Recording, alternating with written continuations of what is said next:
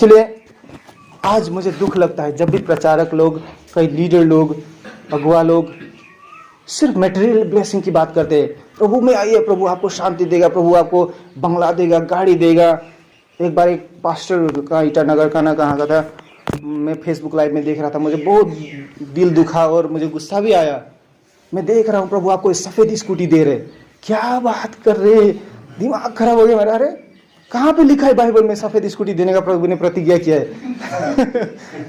मतलब दुख लगता है जब भी आदमी मटेरियल ब्लेसिंग की सिर्फ बातें करते हैं और प्रभु यीशु के बारे में नहीं प्रचार करते हैं। मुझे बहुत दुख लगता है, क्योंकि बाइबल में नया नियम में तो कहीं भी नहीं लिखा है, प्रभु ने कहीं भी नहीं कहा कि मेरे पीछे आओ मैं तुम्हें धन दौलत से भर दूंगा। कहीं लिखा है आप लोगों ने पाया? नहीं पाया है ना, लिखा ही नहीं है। तो आज कहाँ से वो लोग प्रचार कर रहे हैं? बोलने से पुराना नियम से वो लोग प्रचार कर रहे हैं। आप बताइए, तो आज हम लोग पुराने करार में है या नया करार में? हम लोग नया करार में। प्रभु यीशु के आने के बाद हम नया करार में हैं। तो अब हमें पुराना करार का ब्लेसिंग को ढूंढना है या नया करार का ब्लेसिंग को ढूंढना है? नया करार का ब्लेसिंग को ढूंढना है। तो पुराना करार का ब्लेसिंग क्या था? बोलने से कि यदि तुम मेरी आज्ञाओं को मानोगे तो मैं तुम्हें धन दौलत से भर दूंगा। यदि तुम मेरी आज्ञाओं को मानोगे तो मैं तुम्हें ये राज दूंगा, ये जगह दूंगा। यदि तुम मेरी आज्ञाओं को मानोगे तो मैं तुम्हें संतान का आशीष दूंगा, मैं तुम्हें चंगाई दूंगा। इस प्रकार का पुराना करार का आशीष लोग था, ये सब संसारिक ब्लेसिंग था। लेकिन नया करार में प्रभु यीशु ने क्या कहा कि यदि तुम मेरा चेला होना चाहते हो तो अपने आप को इनकार करो, अब मेरे पीछे हो लो। लेकिन और उन्होंने एक प्रतिज्ञा की भी किया है कि मैथ्यू 6:33 में ना, कि पहले मेरी राज्य और धार्मिकता की खोज करो, मैं तुम्हें जो चाहिए वो मैं दूंगा। तुम्हें मांगने की जरूरत नहीं है, क्योंकि तुम्हें बनाने वाला परमेश्वर तुम्हें जानता है। जो चिड़िया को हर दिन खिलाता है चिड़िया को, वो तुमको बढ़कर क्यों नहीं खिलाएगा? वो ब्लेसिंग के पीछे हमें नहीं भागना है। ब्लेसिंग तो खुद ब खुद आने वाला चीज है, हमें भागना है तो प्रभु यीशु के पीछे। हालेलुया।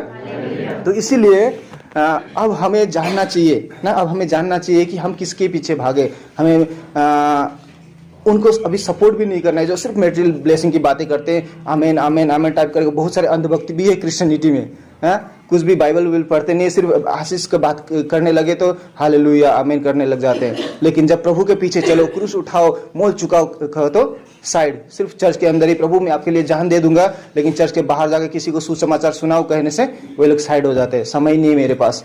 हमें ऐसा नहीं होना है। प्रभु का चेला बनना है तो हमें जिस प्रकार प्रभु ने दुख उठाया, हमें भी दुख उठाने के लिए हमेशा तैयार होना है ना।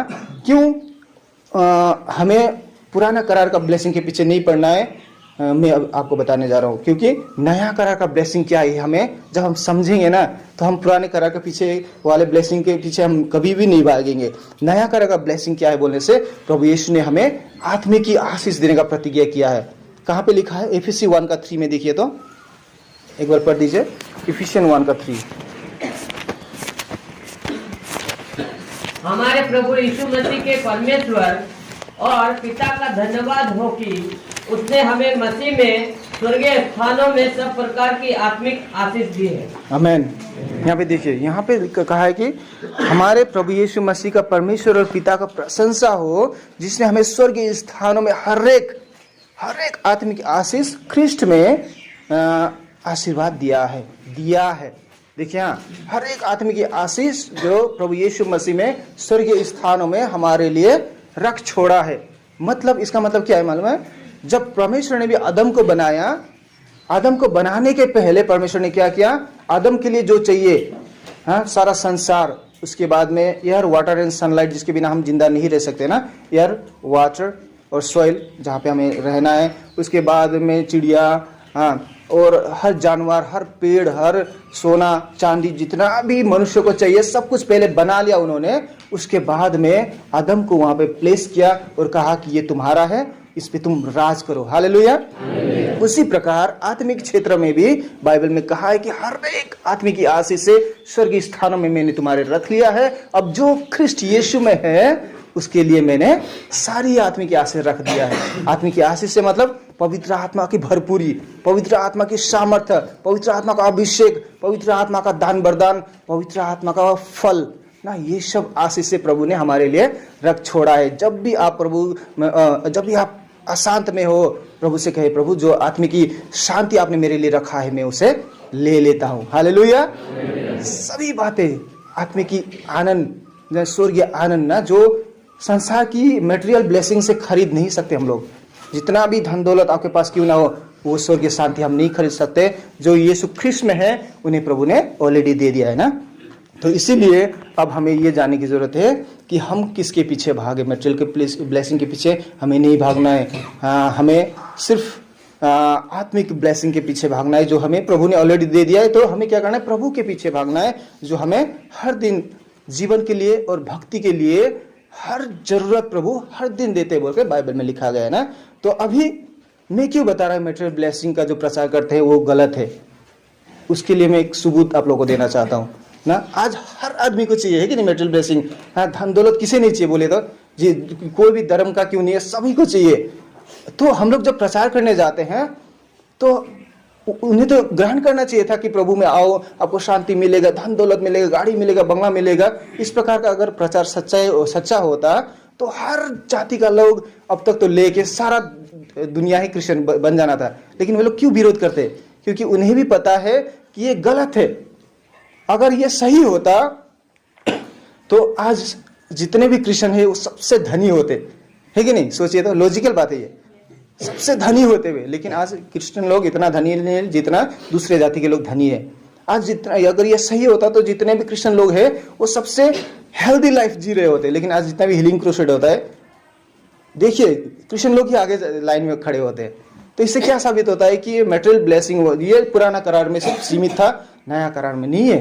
तो इसलिए हमें ये जानना चाहिए कि मटेरियल ब्लेसिंग जो भी प्रचार कर रहे हैं, सिर्फ मटेरियल ब्लेसिंग सिर्फ प्रचार कर रहे थे, वो ये झूठे हैं, उनके पीछे हमें नहीं लगना है। लेकिन हमें किसके पीछे, किसे सुनना है? जो प्रभु के क्रूस उठाने वाली बातों को करे। हर दिन क्रूस उठाओगे तभी तुम मेरा चेला बनोगे, हर दिन मुझसे ज्यादा प्यार करोगे तभी तुम मेरा चेला बनोगे ना। तो इसीलिए प्रेरित पौलुस, जो एक समय प्रभु को सताने वाला व्यक्ति था, जब उसने प्रभु के साथ इनकाउंटर हुआ, प्रभु को नजदीक से पहचाना, तो उसने क्या कहा देखिए। हम फिलिपी में देखते हैं, फिलिपी 3:7, 8 और 10। फिलिपी 3:7 और 8 को पढ़ दीजिए। तो परंतु जो जो बातें मेरे लाभ की थी उन्हीं को मैंने मसीह के कारण हानि समझ लिया है, वरन मैं अपने प्रभु मसीह यीशु की पहचान की उत्तमता के कारण सब बातों को हानि समझता हूँ। ओके, तो यहाँ पे क्या लिखा है कि जो प्रेरित पौल पहले क्या था, एक बड़ा सा पद में था, वो एक सेनापति के पद में था वो, मतलब बड़ा सा पोजीशन वो होल्ड करता था। उसके बाद में वो धनी भी था, उसके बाद में मान इज्जत उसका था, मान, नेम, फेम, मनी, सब कुछ उसके पास में था।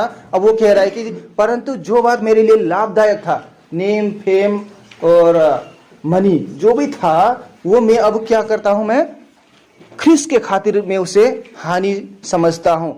अब ख्रिस्त यीशु को पहचानने की तुलना में, जो आत्मिक की बातें हैं जो प्रभु यीशु ने लेकर आया है, ख्रिस्त यीशु को पहचानने की तुलना में वो सारे मटेरियल ब्लेसिंग को मैं क्या समझता हूं, कूड़ा करकट समझता हूं। देखिए प्रेरित पौलुस ने भी इस प्रकार का प्रचार किया है। तो आज हमें किस प्रकार के प्रचारों को सुनना है, हमें बहुत सावधानी बरतना है। हम सिर्फ चंगाई चंगाई चंगाई की सभा में जाके सिर्फ चंगाई के पीछे रहे हैं तो हम पुराने करार के विश्वासी अभी भी है ना। इसीलिए प्रेरित पौलुस, जो एक समय में सब कुछ था उसके पास, लेकिन जब उसने इस बात को जाना कि प्रभु को पहचानने की तुलना में संसार की सारी मटेरियल ब्लेसिंग कूड़ा करकट के समान है, तो देखिए प्रभु इतने महान है। अब हम उनके पीछे चलेंगे तो वो हर बातों को हमारे जीवन में जोड़ेंगे। जिस प्रकार मेरे जीवन में अभी खा के बाद में क्या खाओ ऐसा कंडीशन था, लेकिन प्रभु ने आज मेरे जीवन में हर बातों को भर दिया है, क्योंकि मैं मैथ्यू 6:33 को पकड़ा था। उसी प्रकार जब यहाँ से आप लोग जाएंगे, एक एक वचन को लेकर जाइए, एक दर्शन को लेकर जाइए। आपका परिवार यदि बचा नहीं है तो प्रभु जिस प्रकार मेरे जीवन में प्रभु ने कार्य किया ना, 3 साल में प्रभु ने उत्तर दिया और सारा परिवार आज प्रभु में है। उसी प्रकार आपके जीवन में भी हो सकता है कई 5 साल कई 10 साल से प्रभु में नहीं आ रहे। प्रार्थना कीजिए, निरंतर प्रार्थना कीजिए। प्रभु राजाओं के हृदय को परिवर्तन करने वाले हैं, आपके परिवार के हृदय को क्यों परिवर्तन नहीं करेंगे। हालेलुया। प्रेरित पौल जो इतना कट्टर था, उससे कट्टर तो कोई होगा ही नहीं, वैसा आदमी को तो प्रभु ने परिवर्तन कर दिया। तो आपके परिवार में लगता है कि ये तो नहीं सुधरेगा, क्यों नहीं सुधरेगा, प्रभु सुधार सकते हैं। हालेलुया। तो इसीलिए आज हमें क्या करना है, 10 को पढ़िए। तो ताकि मैं उसको और उसके मृत्युंजय की सामर्थ्य को और उसके साथ दुखों में सहभागी होने के मर्म को जानूं देखिए। और उसकी मृत्यु की समानता को प्राप्त करूं। ओके, तो लास्ट में ये मैं आपको इस वचन के द्वारा मैं अंत करने वाला हूँ। तो यहाँ पे लिखा है कि ताकि मैं उसको जानूं। ये प्रेरित पौल को कह रहे हैं, जो प्रभु में चलने के कई सालों के बाद फिलिपी का उन्होंने पत्र लिखा था। तो वही कह रहे थे कि ताकि मैं उन्हें और जानूं।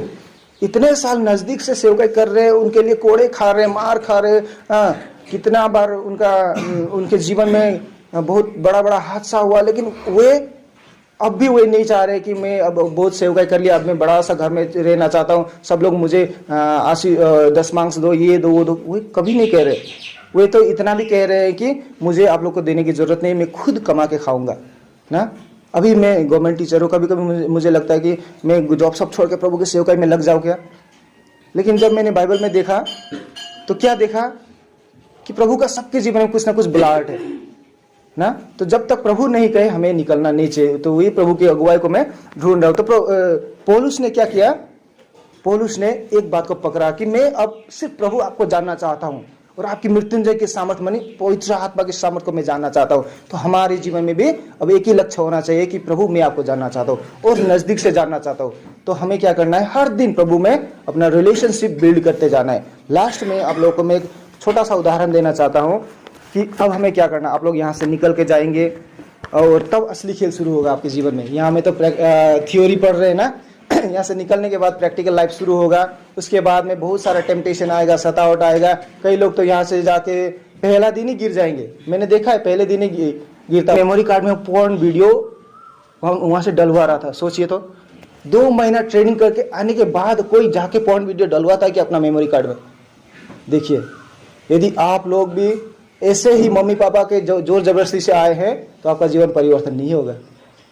आपको कहना है प्रभु मैं आपको पहचानना चाहता हूँ, आपकी मृत्युंजय के सामर्थ्य को जानना चाहता हूँ, मैं छुटकारा को पाना चाहता हूँ प्रभु। क्योंकि प्रभु धर्म परिवर्तन करने नहीं आए, प्रभु जीवन परिवर्तन करने आए हैं ना। सुसमाचार का मुख्य केंद्र बिंदु है जीवन परिवर्तन। यदि आज आपका जीवन परिवर्तन नहीं हुआ है तो आप क्रिश्चियन नहीं बने हैं सही मायने में। हालेलुया। हमें जीवन परिवर्तन करना है, खुद का भी और दूसरों को का भी जीवन परिवर्तन कराने वाला बनना है।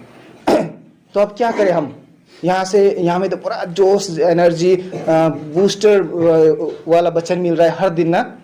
तो यहाँ से जाने के बाद क्या करें, हमें प्रभु को पूछना है, प्रभु मेरे जीवन में आपकी कॉलिंग क्या है।